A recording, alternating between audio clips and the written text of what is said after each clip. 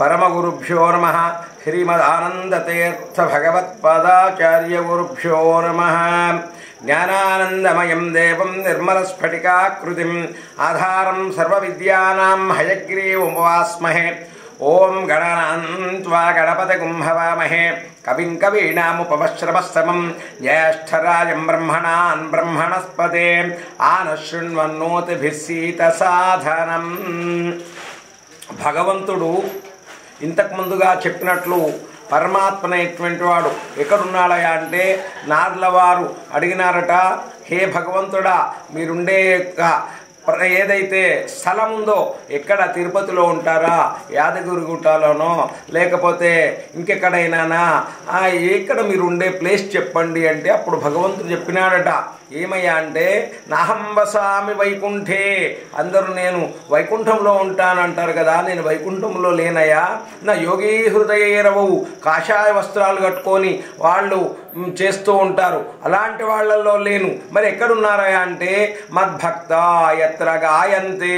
చూస్తున్నాం కదా నెల రోజుల నుంచి కూడా ఇంతమంది భక్తులు కూడా వాళ్ళ వ్యవహారాలు వాళ్ళ సంసారాలు అన్నీ విడిచిపెట్టుకొని నా యొక్క సేవలో మణిగున్నారు కదా 30 రోజులు కూడా, ఈ యొక్క భక్తులలో నేను ఉన్నానయ్యా అని చెప్పి ఆ యొక్క నార్ల వారితో పరమాత్ముడు చెప్పినట్లుగా ఈ యొక్క వెంకటాపల్లి గ్రామ నివాసులు చాలా పుణ్యం చేసుకున్నారు.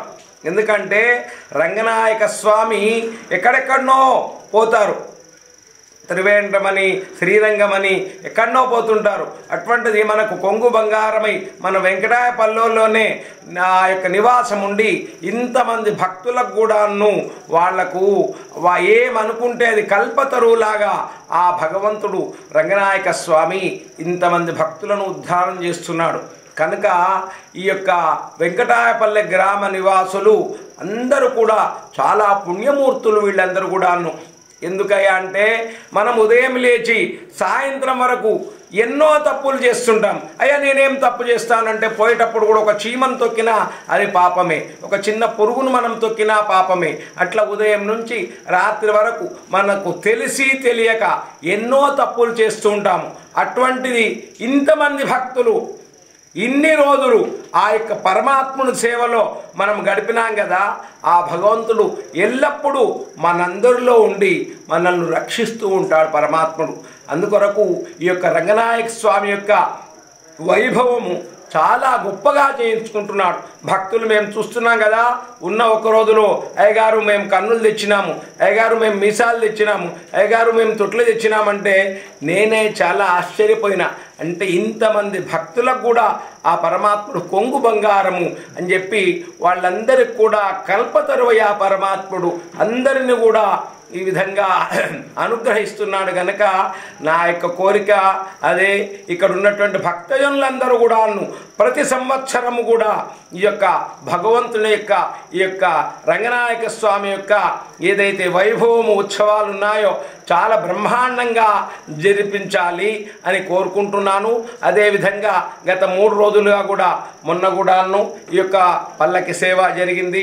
మళ్ళీ నిన్న కార్యక్రమము మొన్న కార్యక్రమము నిన్న కూడా రాత్రంతా కూడా ప్రభాత పూజ చేసుకొని రాత్రి 12 గంటలకు మొత్తం ఊరంతా కూడా కదిలి వచ్చి బ్రహ్మాండంగా అంత భక్తి శ్రద్ధలతో కూడాను స్వామివారి యొక్క రథోత్సవాన్ని చాలా వైభవంగా జరిపించినందుకు ఇక్కడ ఉన్నటువంటి కమిటీ సభ్యులకు, మెయిన్గా సాగర్ గారికి, ఇక్కడ ఉన్న వాళ్ళందరి భక్తులకు కూడా ఆ పరమాత్ముడు విశేషమైనటువంటి అనుగ్రహం కలిగించి ఇంతకంటే ఎక్కువగా మళ్ళీ సంవత్సరము వీళ్ళందరితో కూడా ఆ పరమాత్ముడు సేవలు అందుకోవాలని నేను ఆ పాండురంగ స్వామిని ఆ యొక్క రంగనాయక స్వామిని ప్రార్థన చేసుకుంటూ ఉన్నాను. స్వస్తి ప్రజాభ్య పరిపాలయంతాం న్యాయేన మార్గేణ మహిమహీషాః గోబ్రాహ్మణేభ్యః శుభమస్తు నిత్యం. లోకాః సమస్తాః సుఖినో భవంతు. లోకాః సమస్తాః సుఖినో భవంతు. నా పేరు బంగారు నరసింహసాగర్, రంగనాయక స్వామి దేవాలయాల కమిటీ చైర్మన్. ఈ వెంకటాయపల్లి గ్రామంలో 450 సంవత్సరాల క్రితము స్వయంభుగా ఏర్పడిన రంగనాయక స్వామి ప్రతి శ్రావణ మాసంలో అమావాస్య రోజు మొదలయ్యి ఈ చివరి అమావాస్య వరకు జరిగే ఈ జాతరలో ఈ యొక్క రచ్చకట్ట దగ్గరికి ఈ యొక్క తేరు రావడం వల్ల ఈ రచ్చకట్ట దగ్గర ఉన్న వేప చెట్టుకు తేరు తాకంగానే ఆ యొక్క వేప ఆకు తీపిగా మారి ప్రజల ఆయురారోగ్యాలను సుఖ సంతోషాలుగా తీర్చిదిద్దే ఆరోగ్యంలో ముఖ్య పాత్ర వహిస్తూ అది కొద్దిగా నమిలిన తర్వాత ఆరోగ్యాన్ని మనిషిని ఆ యొక్క శరీరాన్ని బాగు చేసే తత్వము ఈ యొక్క చెట్టుకుంది. కావున ఈ తెలంగాణలోనే ఒక ప్రత్యేకమైన ఈ రంగనాయక స్వామి రచ్చకట్ట దగ్గరికి రాగానే ఇక్కడ పెద్ద వేప చెట్టు, పురాణం వేప చెట్టు ఉంది. ఆ వేప చెట్టుకు ఈ యొక్క స్వామి యొక్క రథం తాకంగానే ఆ వేప చెట్టుకు పవిత్రంగా ఏర్పడి ఆ యొక్క వేప చెట్టు మనుషులు తినంగానే వాళ్ళ రోగాలన్నీ నశించి మరి కీర్తింపబడతారు. కాబట్టి ఈ యొక్క జిల్లాలోనే ఈ రాష్ట్రంలోనే ప్రధాన రంగనాయక స్వామి, ప్రత్యేకమైన రంగనాయక స్వామి స్వయంభుగా ఏర్పడ్డాడు. కావున ఇట్టి కార్యక్రమానికి జనులు ఇక్కడికి విచ్చేసి దిగ్విజయం చేసినందుకు ప్రజలకందరికి కూడా మేము రంగనాయకుల స్వామి కమిటీ తరఫుకెళ్ళి ధన్యవాదాలు తెలియజేస్తున్నాం. ఈ రాష్ట్రంలో ఉన్న అందరూ ముఖ్య నాయకులు కానీ, ఎమ్మెల్యేలు కానీ, ఎంపీలు కానీ ఈ యొక్క రంగనాయక స్వామి మీద దృష్టి పెట్టి డెవలప్మెంట్కు సహకరించవలసిందిగా ప్రజాప్రతినిధులను మేము కోరుతున్నాం. ఈ కార్యక్రమము అమావాస్య రోజు, శ్రావణ మాస అమావాస్య రోజు మొదలయ్యి దాదాపుగా 30 రోజులు ప్రతిరోజు స్వామివారికి నైవేద్యము, పట్టు వస్త్రాలు ప్రతిరోజు మారుస్తూ పూలదండలు ఉదయం నుంచి సాయంత్రం వరకు ప్రత్యేకమైన పూజలు జరుపుతూ చివరి అమావాస్య రోజు సాయంత్రము ఈ యొక్క తేరు జరుపుతాము. అదేవిధంగా పల్లకి సేవ చివరి 3 రోజుల ముందు పల్లకి సేవ మొన్న 31 తారీఖు 1 తారీఖు ప్రవ జరిపాము. ఈరోజు తేరు. ఆ విధంగా ఘనంగా తిరుపతిలో జరిగినట్టు, మన్నెంకొండ స్వామి దగ్గర జరిగినట్టు ఇక్కడ ప్రత్యేకంగా చేస్తాం. కారణం ఏంటంటే పవిత్రమైన రంగనాయక స్వామి యొక్క ఆయన ఆ చరణాలు తాకంగానే, ఆయన యొక్క నాదాలు తాకంగానే ఈ యొక్క తేరు అక్కడికి ముట్టుకోగానే ఆ యొక్క ఆకు ప్రత్యేకంగా పవిత్రంగా మారి జీర్ణాశయంలో ఉన్న రోగాలను తరిమివేస్తుందని చెప్పి పెద్దలు మాకు తెలియజేస్తారు. మేమందరం కూడా గ్రామస్తులం అదే నమ్ముతున్నాం. కొద్దిగా వేప చెట్టు ఆకు నవలంగానే ఆరోగ్యమంతా వాళ్ళ ఆరోగ్యాన్ని మంచిది చేసే విధంగా ఈ వేప చెట్టు ఉంటుంది.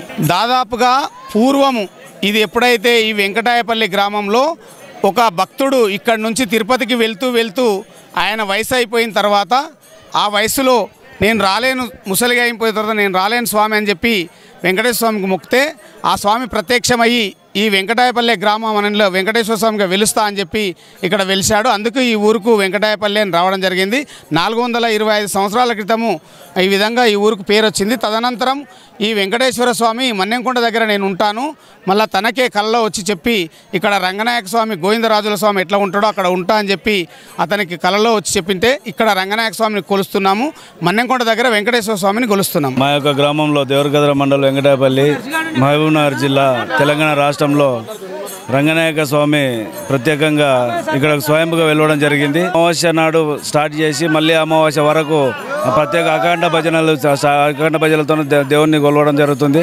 ఇక్కడ అమావాస్య రోజు రథము తేరు పైన స్వామివారిని తీసుకొచ్చి ఊరు రచ్చకట్ట అని ఉంటుంది, రచ్చకట్ట దగ్గరికి తీసుకొచ్చి వేప చెట్టు మా ఊర్లో ప్రత్యేకమైంది. ఆ వేప చెట్టు దగ్గరికి తీసుకొచ్చి దేవుణ్ణి వేప చెట్టుకు తగిలియడం వల్ల అక్కడ వేప చెట్టు ఉన్నది ఔషధంగా మారి తీయగా మారుతుంది. ఆ ఆకుని ప్రతి ఒక్కరు ఊర్లో ఉన్న గ్రామస్తులు కానీ, భక్తులు వేరే ఊళ్ళ నుంచి వచ్చిన భక్తులు కానీ ఆ ఆకుని తీసుకొని తినడం వల్ల వాళ్ళ ఆరోగ్యం మెరుగుపడుతుందని చెప్పి అందరికీ నమ్మకము. ఇక్కడ స్వామివారిని కొలిచిన వారికి ప్రతి ఒక్కరికి మంచి జరుగుతుందని చెప్పి అందరూ నమ్మకంగా దేవుని బాగా భక్తి శ్రద్ధలతో కొలుస్తారు. కావున మా ఊరికి ఇక్కడ ఇంకొక ప్రత్యేకత ఉంది. వెంకటేశ్వర స్వామికి, రంగనాయక స్వామికి ఒక ప్రత్యేకత ఉంది. స్వామి నమః. గ్రామం వెంకటాపల్లి, మండలం దేవరకర, మహబూబ్నగర్ జిల్లా. నా పేరు నమ్మిగారి నరసింహసాగర్. ఇక్కడ గత ఆగస్టు 2వ తారీఖు అమావాస్య రోజున మన శ్రీ రంగనాయక స్వామిని గత ఈ 30 రోజులు కూడా అఖండ దీపనం స్వామివారికి ఎప్పుడు కూడా ప్రతిరోజు నిత్యం వెలుస్తూనే ఉంటుంది. ఈ 30 రోజులు 2వ తారీఖు అమావాస్య స్టార్ట్ అయితే ఈరోజు సెప్టెంబర్ 2వ తారీఖు వరకు కూడా ఆ దీపం ఇలాగనే వెలుగుతుంటుంది. ఈ రథోత్సవాన్ని ఊరేంపుగా ప్రతి ఒక్కరు ప్రజలు కానీ, ఈ గ్రామ పెద్దలు కానీ, చిన్నలు కానీ, అందరూ యువకులు కానీ పాల్గొని ఘనంగా రంగరంగ వైభవంగా ఈ జాతర ఉత్సవాలను జరుపుతారని నా యొక్క మనవి. వెంకటాయపల్లి గ్రామం, దేవరగద్ర మండల్. మా గ్రామంలో ఏదైతే ఈ రథోత్సవం ఉందో శ్రావణ మాసం మొత్తం కూడా అందరూ ఉపవాసాలతోన, మంచి దీక్షలతోన, మంచిగా దేవుని కోసం రకరకాలుగా పూజలు చేస్తూ ఈ శ్రావణ మాసం అంతా కూడా ఎట్లాంటి నాన్ వెజ్ తినకుండా ఈ రథోత్సవం కోసం ప్రత్యేకంగా ఎక్కడున్నా కానీ, మా ఊరు నుంచి ఎక్కడున్నా, బొంబాయిలో ఉండని, హైదరాబాద్లో ఉండని, ఎక్కడైనా ఉండని అందరు ప్రత్యేకంగా వచ్చి ఈ రథోత్సవాన్ని ప్రత్యేకంగా జరుపుకుంటారు. ఇది మాకు చాలా సంతోషకరమైన విషయం. జై శ్రీ రంగనాయక స్వామి. మన ఊరు వెంకటాయపల్లి గ్రామం రంగనాయక స్వామి రథోత్సవం ఈరోజు జరిగింది. నెల రోజుల నుంచి దీక్షతో భక్తి శ్రద్ధలతో మంచిగా చేస్తారు. అఖండ దీపారాధన జరుగుతుంది. ఈరోజు కూడా భక్తులు పెద్ద ఎత్తున వచ్చి జయప్రదం చేసినందుకు సంతోషం. ఈరోజు రథోత్సవం తేరు ఇక్కడ నుంచి ఊరు రచ్చకట్ట వరకు పోయి మళ్ళీ తిరిగి తీసుకొస్తారు. ఇంత వర్షం ఉన్నా కూడా భక్తులు అందరూ మంచిగా చాలా మంది పాల్గొని నేను జయప్రదం చేసింది. వేపాకు అంటే రథం అక్కడ పోయి తగిలినాక వేపాకు తీయగలుగుతుంది. దీని నుంచి ఏమన్నా వ్యాధులు ఉన్నా కూడా పోతాయని నమ్ముతారు.